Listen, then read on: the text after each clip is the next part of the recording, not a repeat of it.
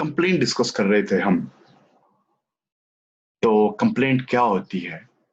Complaint to magistrate जो होती है वो अंडर सेक्शन 200 टू 203 सीआरपीसी में होती है। और ये जो डिफाइंड है, बेसिकली इसका पर्पस क्या है कंप्लेंट का? जो क्रिमिनल लॉ या आप बोलो कि क्रिमिनल एजेंसी को मोशन में लाने के लिए, देखिए, एक तो आपके पास है फर्स्ट इंफॉर्मेशन रिपोर्ट, एफआईआर जो करवाते हो आप। और दूसरा जो है आपका जैसे कंप्लेंट, जो कि आपका 2D जो है कोड ऑफ क्रिमिनल प्रोसीजर वहां पे डिफाइन किया हुआ है। बेसिकली कंप्लेंट क्या है आपका? कंप्लेंट का अगर बेसिक मीनिंग अगर आप देखोगे तो सिंपल, आपने क्या मतलब किसी पे जैसे होता है ना कि इल्जाम लगाना, वो इल्जाम लगाते हो और इस इल्जाम को आप प्रूव करते हो। आपके मान लो, आपने देखा होगा कि अब तो it's a very common thing कि पड़ोसी के साथ लड़ते हो, पड़ोसी इल्जाम आप पे लगाता है, आप पड़ोसियों पे लगाते हो। these all are what these all are the example of what I have to say, allegation. ठीक है। अब इन्हीं एलिगेशनों को लेकर अगर आप कोर्ट में चले जाओगे तो दैट अमाउंट्स टू कंप्लेंट। अब एलिगेशन जो है आप किसके खिलाफ लगा रहे हो, अगर आप उसको जानते हो तो भी ठीक है। अगर आप ही इज अननोन नहीं जानते हो तो भी ठीक है, तो भी आपका जो क्या है वो कंप्लेंट आप जो हो मैजिस्ट्रेट के सामने कर सकते हो। ये कौन बोलता है? सेक्शन 2D जो है आपका सीआरपीसी का, वो बोलता है। अब 2D में थोड़ा सा एक टेक्निकल पॉइंट है और कई बार जो इम्पोर्टेंट क्वेश्चन है ये पूछा जा चुका है कि मान लीजिए कि आपको कॉग्निजेबल और नॉन कॉग्निजेबल का बारे में पता होना चाहिए। Let me little bit explain.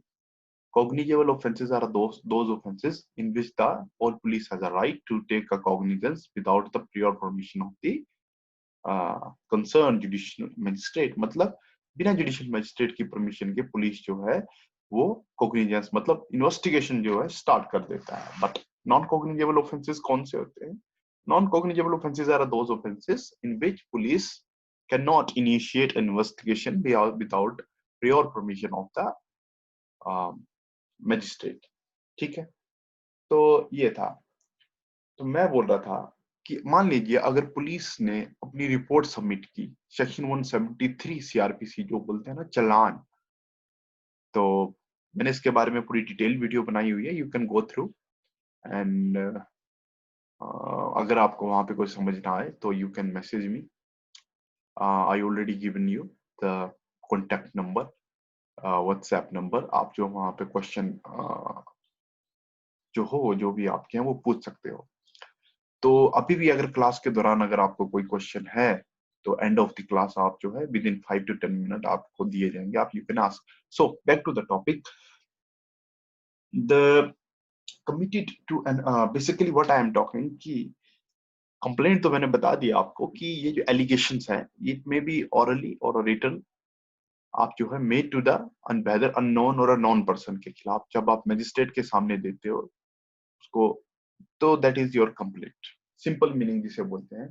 और मजिस्ट्रेट से ये एक्सपेक्टेशन करते हो कि मजिस्ट्रेट जो है, जो ये मेरे खिलाफ जो एलिगेशन लगाए हैं आपने, एलिगेशन किस बात का, कोई ऑफेंस का, उसके ऊपर क्या करे, एक्शन ले। ठीक है। और इट्स सम काइंड ऑफ जैसे सिविल में आपका प्लेंट होती है, दावा होता है, आपका केस होता है, जैसे सिविल केस में आप प्लेंट फाइल करते हो, उसी उसी आपकी लाइन में आप समझ लो, उसी तरह आप क्रिमिनल में क्या फाइल करते हो, कंप्लेंट फाइल करते हो। ठीक है। सिविल में प्लेंट और क्रिमिनल में कंप्लेंट। ठीक है। नाउ मैं आपको बता रहा था ये सेक्शन 2D में सीआरपीसी में डिफाइंड है, और मैंने आपको कॉग्निजेबल नॉन कॉग्निजेबल के बारे में बताया थोड़ा सा। तो अब मैं बताता हूँ आपको कि इसमें कंप्लेंट में क्या है। एक टेक्निकल सा पॉइंट है और ये कई बार पूछा जाता है, इसलिए मैं इसको थोड़ा सा धीरे धीरे बता रहा हूँ। इसमें क्या है कि यू जस्ट इमेजिन कि police, any police investigation officer as filed his report, मतलब जो चालान होता है ना 173 में पुलिस रिपोर्ट जब वो फाइल की। ठीक है। और उसमें जब मजिस्ट्रेट ने जब अपना जब मतलब उसमें कॉग्निजेंस लेनी, जब उसको देखा कि उसमें गो थ्रू हुए उस केस डायरी में, तो देन इट अपीयर्स कि it is a non cognizable case. तो उस टाइम जो है जिस पुलिस ऑफिसर ने उसको फाइल किया हुआ है, तो ही deems to be a complainant, तो उसको कंप्लेनेंट माना जाता है। देखिए बेसिकली क्या है, पर्पस क्या है इसके पीछे। देखिए अगर मैं बेर लैंग्वेज पढ़ूं, देखिए इसमें लिख के रखा हो but does not include a police report.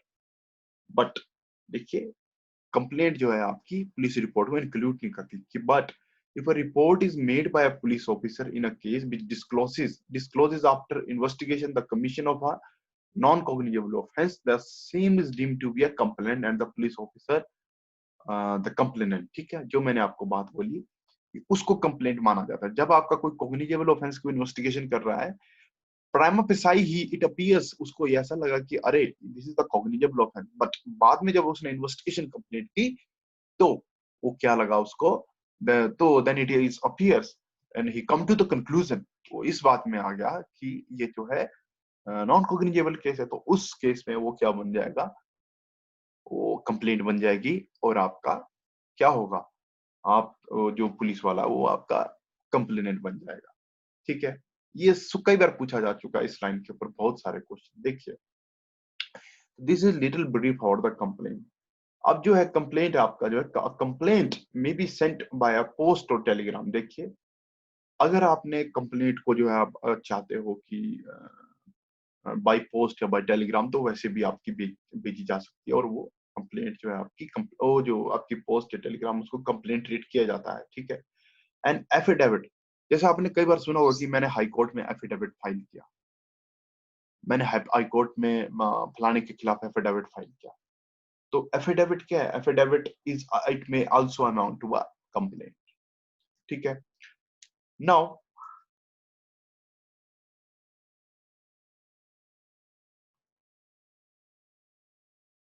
it may be made by any person aware of the offense। मतलब जरूरी नहीं है कि जिसके खिलाफ जो है ऑफेंस हुआ है वो ही आपका कंप्लेंट करेगा। ठीक है, जो भी अवेयर है वो जो है आपका कंप्लेंट कर सकता है।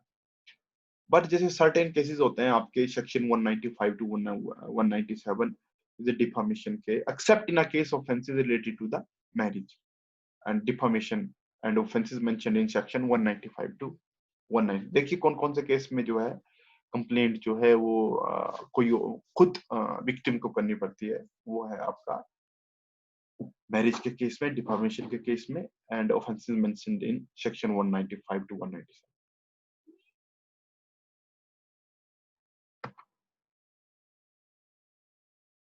एंड कंप्लेंट जो है उसमें जो आपको कंप्लेंट में, देखिए आपके दिमाग में क्वेश्चन आ रहा हो कि बट आप क्या लिखते हो वहां, तो there is a no need to give you all details, या आपको वहां पे एविडेंसेस नहीं देने होते हैं जो कंप्लेंट लिखे दे, बस you have to write what are the allegations and why they are allegation, मतलब क्यों हुए, कारण बताना, आपको एविडेंसेस नहीं देने होते हैं वहां पे। Now do like, share and subscribe and don't forget to press the bell icon for the अब दिस, ये जो मैं बोल रहा हूँ एक्चुअली ये वीडियोस मैं ऑनलाइन भी डालता हूँ, तो इसलिए ये चीजें बोलनी पड़ती हैं सो दैट कि ये जो नॉलेज है जो मैं आपके साथ शेयर कर रहा हूँ क्लास में और यूट्यूब में, ये फॉर द गुड पर्पस के लिए जा सके। Now examination of a complainant, जो सेक्शन 200 है आपका, deals with the examination of the, अब देखिए ये प्रोसीजर जो मैं बात कर रहा हूँ, जब आपने कंप्लेंट फाइल कर दी तो उसके बाद की बात कर रहा हूँ। सेक्शन 200 जो है आपका deals with the examination of the complainant and the complaint, sorry, examination, section 200 deals with the examination of the complainant and the complaint shall examine upon a oath the complainant and the witnesses present, and it should also be in a writing and signed by the complainant witness and also by magistrate, provided that the magistrate need not to examine the complainant and the witnesses when the complaint is made right। देखिए 200 इतनी सी बात बोलता है कि जब भी complaint file होती है तो मैजिस्ट्रेट को जो है उसको मैजिस्ट्रेट को जो है जो कंप्लेनेंट है और जो विटनेसेस जो है उसके साथ उसको क्या करेगा, वो एग्जामिन करेगा, ठीक है। बट प्रोवाइडेड दैट मैजिस्ट्रेट को जो है कोई जरूरत नहीं होगी कंप्लेनेंट और विटनेस को एग्जामिन करने की, जब जो है क्या, जब जो आपकी कंप्लेंट जो है आपने राइटिंग में दी है, किसने, कंप्लेनेंट, ठीक है। ये इतनी सी बात करता है 200। and there is a no need for the re-examination in a case of a complaint by a public servant or a court and a magistrate makes over the case to the another magistrate under section 1। देखिए 192 क्या बात करता है, 192 में basically मैं थोड़ा सा बता दूं आपको, और ये प्रीवियस वीडियो में बड़े अच्छे से डिफाइन करके रखा हुआ है। 192 में क्या है, 192 में इतनी सी बात बोलता है कि आपका जो केस है, जो केसेस जिसमें मान लीजिए किसी कोई केस हुआ है जिसमें आपने, देखिए 192 इतनी सी बात बोलता है कि मान लीजिए कि कोई केस, कोई आपने आपने कंप्लेंट की हुई है, और कंप्लेंट की हुई है और या तो मैजिस्ट्रेट ने खुद कॉग्निजेंस ली है, बट आपको लगता है कि यहाँ पे आपको न्याय नहीं मिल सकता है, then magistrate what can transfer the case to the another concern magistrate. This is the magistrate makes over the case to the another magistrate. This is all about the section 192। ऐसे अगर ट्रांसफर हुआ है तो in that case but the जिसको transfer करके गया हुआ case वो क्या करेगा, उसमें एग्जामिनेशन नहीं करेगा, किस बात की, examination of the complaint by a public servant or a court and a magistrate mix over the case, ठीक है। Now the procedure by a magistrate not competent to take a cognizance of the cases। The procedure magistrate not competent to take cognizance। अब देखिए according to section 201 if a complaint is made before the magistrate, ठीक है, आपने complaint तो की, who is not competent to take a cognizance of the case, then magistrate will do two things। अब मान लीजिए आपने जो है कंप्लेंट की जुडिशियल मैजिस्ट्रेट फर्स्ट क्लास के पास, बट जो ऑफेंस जो था वो किसके पास ट्रायबल था, वो था सेशन के पास, तो तब क्या करना है, if complainant is made in writing then magistrate will refer that case to the proper court. तो मैजिस्ट्रेट क्या करेगा, उसको प्रॉपर कोर्ट को रेफर कर देगा। अगर 201 बोलता है अगर if the complaint is not in writing, अगर राइटिंग नहीं किया है तो मैजिस्ट्रेट क्या बोलेगा, कंप्लेनेंट को बोलेगा कि आप जो हो प्रॉपर कोर्ट में जाइए। This is all about section 201। Now postponement of the issue of the process. देखिए इसमें क्या है, अकॉर्डिंग टू द सेक्शन 202, इसको डिटेल में अभी और डिस्कस करेंगे। According to the section 202 the magistrate authorized to take a cognizance or made over to him under section 192 may postpone the issue against the accused and either inquire himself or by police officer or other person as he thinks fit for the purpose of deciding whether or not there is sufficient ground for proceeding। देखिए ये जो section 202 है इसमें magistrate क्या करता है, magistrate authorised to take a cognizance or made over to him under section 192 may postpone the issue against the accused and either inquire himself or by police officer or other person as he thinks fit। मतलब इसमें जो है देखिए ये powers की बात करता है, किसकी, ये जुडिशियल इंक्वायरी की बात करता है। ये सेक्शन जो है इसमें क्या है, ये क्या बोल के रखता है, देखिए कंप्लेंट फाइल कर दी, अब उसमें क्या करेगा, वो बोलेगा कि भाई अपने विटनेस लाओ, ठीक है। अगर वो सेटिस्फाई नहीं होता इस कंप्लेंट से, वो कहता है ऑथराइज भी कर सकता है किसको, पुलिस वाले को। पुलिस को बोलेगा कि जो go and collect the evidence या इंक्वायर दिस मैटर, ठीक है। तो इस केस में वो क्या करेगा, पुलिस को डायरेक्ट करेगा कि ये जो मेरे पास कंप्लेंट आई है इस पॉइंट पे जो है, इस ऑफेंस पे जो है आप अपनी रिपोर्ट सबमिट करें। तो ये क्या है, that is amount to inquiry. This is the judicial inquiry जो है वो जुडिशियल ऑफिसर जो है वो करता है बिफोर इशू ऑफ प्रोसेस। तो इसलिए वो क्या करता है, पोस्टपोन कर सकता है। मतलब this is just only for the satisfaction of the judicial officer. Purpose क्या है 202 का, सिंपल सी 202 इतनी सी बात करता है कि जब जुडिशियल ऑफिसर नहीं सेटिस्फाइड है, यहाँ पे कंप्लेंट नहीं बनती है, तो क्या करेगा वो, अगर या उसको लगता है कि किसी पॉइंट पे जो है उसको इन्वेस्टिगेशन सॉरी इंक्वायरी करवानी चाहिए, तो क्या करेगा वो, मतलब या तो खुद करेगा या तो डायरेक्ट कर सकता है किसको, किसी भी पुलिस ऑफिसर को कि, और अदर पर्सन या किसी और पर्सन को for the purpose of the deciding whether or not there is a sufficient ground or proceeding. मतलब वहां पे कोई ग्राउंड है या नहीं। क्या करता है 202 बात? इतनी सी बात करता है 202 कि जब मैजिस्ट्रेट को लगता है कि अरे अभी मेरे को मतलब कॉग्निजेंस लेनी नहीं चाहिए, मतलब I have to not initiate issue of process, तो उस केस में क्या करेगा वो पोस्टपोन कर देगा। और पोस्टपोनमेंट करने के बाद क्या करेगा वो उसको वो जो है पर्टिकुलर जिस पॉइंट में उसको लगता है या तो खुद इंक्वायरी करेगा या तो डायरेक्ट कर सकता है किसी पुलिस को, पुलिस ऑफिसर को, या तो किसी पर्सन को। पर्सन समझ रहे हो आप, किसी इंडिपेंडेंट पर्सन की बात हो रही है यहाँ पे, तो उसको भी डायरेक्ट कर सकता है किस बात के लिए, हाँ, इंक्वायरी के लिए। ठीक है, और जब तक जो रिपोर्ट नहीं आती है तो तब तक जो है वो इश्यू को जो क्या करेगा, इश्यू प्रोसेस को क्या करेगा, पोस्टपोन कर देगा। और जब उसके पास रिपोर्ट सबमिट हो गई या उसकी इंक्वायरी कंप्लीट हो गई, अब उसे क्या लगता है ये कंप्लेंट को क्या करना चाहिए, डिसमिस करना चाहिए, तो फिर वो 203 में आएगा और कंप्लेंट को क्या करेगा, डिसमिस कर। देखिए लैंग्वेज क्या है, the magistrate can also dismiss the complaint if inquiry or investigation under section 202 result no ground for proceeding.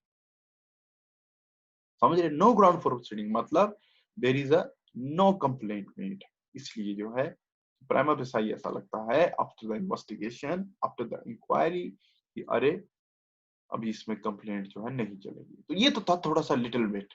अब थोड़ा सा डायरेक्ट लैंग्वेज के हिसाब से चलते हैं। सेक्शन 200 क्या बोलता है, examination of a complainant, a magistrate taking a cognizance of an offence on a complaint shall examine upon a oath. जैसे मैंने आपको पहले बताया कि मैजिस्ट्रेट को जो है जो भी कंप्लेंट जो है फाइल हुई है उस जो कंप्लेनेंट है उस कंप्लेंट में उसको और किसको, जो कंप्लेनेंट और जो उसके विटनेसेस हैं, मैजिस्ट्रेट जो है उसको उनको जो है एग्जामिन करना चाहिए। और उनको एग्जामिन करने के बाद क्या करना चाहिए, रिड्यूस टू राइटिंग, उसको जो है राइटिंग में लेना चाहिए सारा का सारा, और जो है साइन करवाने चाहिए किसके, कंप्लेनेंट के, विटनेसेस के और खुद के। प्रोवाइडेड, अगर कंप्लेंट जो है आपकी राइटिंग में है तो उसमें जरूरत नहीं है। ठीक है, examine the complainant and the witnesses. If a public servant acting or purporting to act in the discharge of his official duties, a court has made the complainant, or if the magistrate makes over the case for an inquiry or a trial to another magistrate under section 192, provided further that if the magistrate makes over the case to the another magistrate under section 192 after examining the complainant, the witness, the later magistrate read to the examining of them. ठीक है, देखिए बात क्या हो रही है, provided that when the complainant is made in a writing, magistrate need not examine the complainant and the witness if, देखिए दो बातें बोल रहा है, कब जरूरत नहीं पड़ती है, कब जरूरत नहीं पड़ती है अगर कंप्लेंट रिटन में है, कब, जब पब्लिक सर्वेंट जो है acting or purporting to act in the discharge of his official duties, जब जो है पब्लिक सर्वेंट ने जो अपने during the discharge of his duty जो है वो कंप्लेंट की है और उसके मतलब उस टाइम उसके साथ कोई ऑफेंस हुआ था उसके रिगार्डिंग, तो जो है अगर उसने रिटन सबमिट की तो विटनेस की कोई जरूरत नहीं होती है। और दूसरा कब, जब 192 में जो है केस ट्रांसफर हो। ठीक है, 201 की बात करें, procedure by magistrate not competent to take cognizance of the case. देखिए मैंने ऑलरेडी आई डिस्कस, कॉम्पिटेंट नहीं है, अगर रिटन में है तो वो कंप्लेंट को क्या करेगा, ट्रांसफर कर देगा प्रॉपर कोर्ट को, अगर ओरल है तो वो कंप्लेनेंट को क्या करेगा, डायरेक्ट करेगा किसके लिए, प्रॉपर कोर्ट को। अब 202 इज वेरी इंपॉर्टेंट, देखिए पोस्टमैन ऑफ द इशू, इसमें क्या करेगा, इशू को पोस्ट मतलब इशू प्रोसेस को पोस्टपोन कर देता है मैजिस्ट्रेट, कब तक, देखिए any magistrate on receipt of, जैसे कंप्लेंट आपने फाइल की, ठीक है, ऑफ एन ऑफेंस जिसके लिए वो ऑथोराइज है, और और वो केस जो कि उसके पास ट्रांसफर होके आए हुए, ठीक है, पोस्टपोन द इशू। देखिए वेरी इंपॉर्टेंट बात हो रही है यहाँ पे, देखिए एक जो बात हो रही है, एक उस केस की बात हो रही है जिसकी कंप्लेंट उसके पास डायरेक्ट आई, ठीक है, जिनमें वो कॉग्निजेंस ले सकता है, ठीक है, और दूसरी किसकी बात हो रही है, दूसरी उस केस की बात हो रही है जो कि 192 में जो है ट्रांसफर किसी मतलब और जुडिशियल मजिस्ट्रेट ने ट्रांसफर की है, ठीक है, और पोस्ट उन केसों में भी अगर उसको लगता है, देखिए ट्रांसफर होने के बाद भी या डायरेक्ट जो कंप्लेंट हुई है फाइल, उसमें अगर ऐसा लगता है, इफ ही थिंक्स फिट, देखिए ये आपकी पावर है, if when you will become a जज, तो ये आपकी पावर है कि आपको याद होना चाहिए कि आप क्या क्या कर सकते हो कंप्लेंट के साथ। मान लीजिए इफ यू आर अ जज, तो आपको आपको लगा कि नहीं, अगर आपको ऐसा लगता है कि मैं इसमें जो है कुछ क्या, इसमें मतलब कुछ पॉइंट कम है, किसके लिए? कंप्लेंट मतलब इश्यू प्रोसेस के लिए। तो आप क्या करोगे? If he thinks fit, if he thinks मतलब if you thinks fit, you मतलब यू जज। अगर मजिस्ट्रेट को ऐसा लगता है कि पोस्टपोन द इश्यू प्रोसेस, तो पोस्टपोन कर देगा इश्यू प्रोसेस को against the accused. Issue process का मतलब क्या, मैं बार बार बोल रहा हूँ, मतलब समन इश्यू करता है उसमें इस बात के लिए कि जो एलिगेशन है उसके रिगार्डिंग जो है आप अपना पक्ष रखें। सिंपल सी लैंग्वेज में बोल रहा हूँ। And either inquire into the case himself. देखिए, तो उन केसों में या तो वो खुद इंक्वायरी करता है, ठीक है, या तो वो डायरेक्ट करता है किसी पुलिस ऑफिसर को क्या इन्वेस्टिगेशन करने के लिए, और वो फिर वो रिपोर्ट सबमिट करता है। और by such other person as he thinks, या कोई और भी आदमी जिसमें वो फिट समझता है, ठीक है, for the purpose of deciding whether or not there is a sufficient ground for proceeding, ठीक है, for the purpose of deciding, ताकि किस पर्पज के लिए। देखिए 202 में क्या बात बोलता है, देखिए फर्स्ट बात आती है कि जब कोई कंप्लेंट फाइल होती है, या ठीक है, या जब कोई केस जो है, कंप्लेंट जो है वो ट्रांसफर होकर 192 में मैजिस्ट्रेट के पास आती है। तो मैजिस्ट्रेट को अगर मैजिस्ट्रेट को ऐसा लगता है कि सफिशिएंट ग्राउंड नहीं है प्रोसीडिंग का, या किसी पॉइंट पे जो मतलब किसी पॉइंट पे जो है मेरे को इंक्वायरी या इन्वेस्टिगेशन करवानी चाहिए, तो क्या करेगा वो मैजिस्ट्रेट जो है, या तो खुद इंक्वायरी करेगा, या तो पुलिस को क्या करेगा, डायरेक्ट करेगा, किस बात के लिए, इन्वेस्टिगेशन के लिए, या किसी तीसरे आदमी को बोलेगा जिसको कि वो ठीक समझता है कि आप जो है इस पर्टिकुलर पॉइंट पे मेरे को इन्वेस्टिगेशन करके दो, ठीक है। Where it is appear to the magistrate that the offence complaint of a triable exclusive by the court.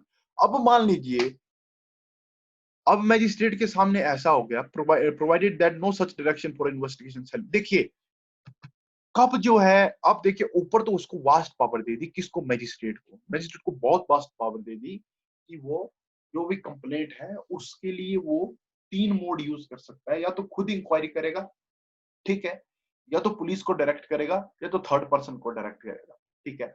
पर ये जो तीनों पावर हैं ये कब नहीं करेगा, वो तब नहीं करेगा जब उसको ऐसा लगता है, जब मैजिस्ट्रेट को ये सामने आ गया कि अरे दिस जो कंप्लेंट की हुई है, ये जो ट्राइबल जो कंप्लेंट है is tribal exclusively bye the court of session. मतलब कोई आप तो कोई आप ऑफेंस ले लीजिए, मान लीजिए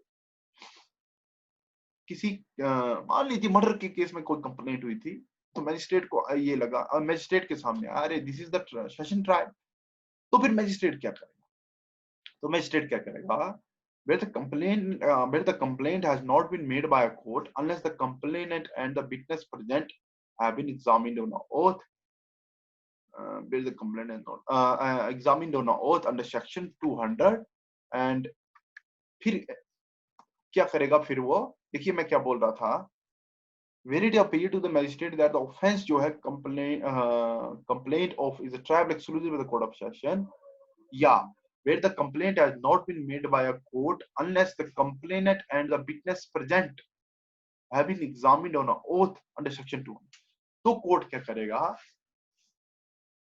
जो कंप्लेनेंट है और उसके पास जो विटनेस है उनको क्या करेगा, वो एग्जामिन करेगा अंडर ओथ। कब करेगा, जब कोर्ट को, जब मजिस्ट्रेट को लगेगा कि जो कंप्लेंट उसके सामने फाइल हुई है that is trialled by the, जो कंप्लेंट फाइल हुई है तो वो जो है उसमें जो जुरिस्डिक्शन उसकी नहीं बनती है, बल्कि जुरिस्डिक्शन किसकी बनती है, सेशन कोर्ट की। तो तब क्या बोलेगा वो, अपनी विटनेस को, वो कंप्लेंट को बोलेगा, अपने विटनेस को जो है उनको जो है वो एग्जामिन करेगा, किसमें, अंडर सेक्शन 200 ओथ में, और क्या करेगा, रिड्यूस करेगा राइटिंग में। और फिर क्या करेगा, if an inquiry under subsection 1 the magistrate में if he thinks fit take evidence of a witness on oath provided that it appears to the magistrate that the offense complaint is tried exclusively with the court of session, then he call upon the complainant to produce all his witness and examine them on oath।